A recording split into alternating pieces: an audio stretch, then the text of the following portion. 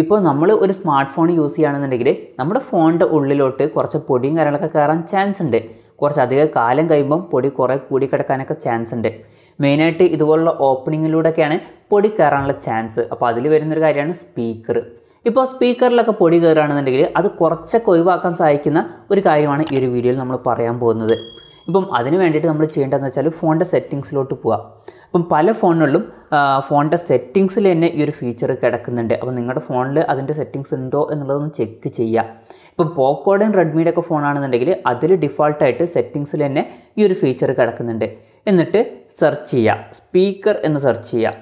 Speaker എന്ന് search ചെയ്താൽ നമുക്ക് ക്ലിയർ സ്പീക്കർ എന്നുള്ളൊരു ഓപ്ഷൻ കാണാൻ പറ്റും. അതിൽ ക്ലിക്ക് ചെയ്യുക. അതിൽ ക്ലിക്ക് ചെയ്താൽ ക്ലിയർ സ്പീക്കർ എന്നുള്ളൊരു ഓപ്ഷൻ ഇവിടെ ഉണ്ടാവും. അത് ഓണാക്കി വെക്കുക. ഇത് ഓണാക്കിയിട്ട് സൗണ്ട് ഫുള്ളിലിടുക. എന്നിട്ട് ഒരു 30 സെക്കൻഡ് വെയിറ്റ് ചെയ്യുക. അപ്പം ഒരു സൗണ്ട് നമുക്ക് കേൾക്കാൻ കഴിയും. ഇത് സംഭവം എന്ന് വെച്ചാൽ സ്പീക്കർ ക്ലീൻ ചെയ്യാനാണ്.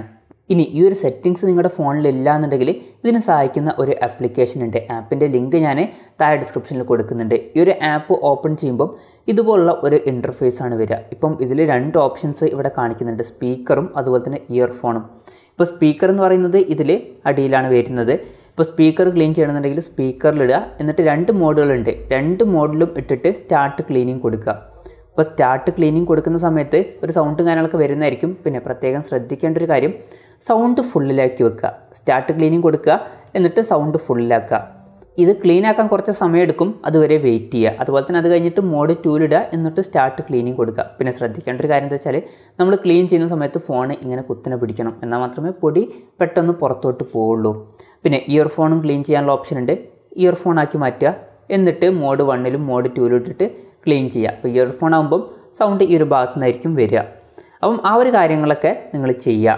പിന്നെ ഇത് ഓട്ടോ മോഡാണ്. ഇനി മാനുവൽ മോഡും ഇതിൽ വരുന്നുണ്ട്. ഇവിടെ സൈഡിലോട്ട് സ്വൈപ്പ് ചെയ്താൽ നമുക്ക് മാനുവൽ മോഡ് കിട്ടും. അപ്പം ഫ്രീക്വൻസി കാര്യങ്ങളൊക്കെ നമുക്ക് സെറ്റ് ചെയ്തിട്ട് സ്പീക്കർ ക്ലീൻ ചെയ്യാവുന്നതാണ്. സ്റ്റാർട്ട് ക്ലീൻ കൊടുത്താൽ ആ ഒരു സൗണ്ട് വരുന്നതായിരിക്കും. എന്നിട്ട് ക്ലീനിങ് സ്റ്റാർട്ട് ചെയ്യും.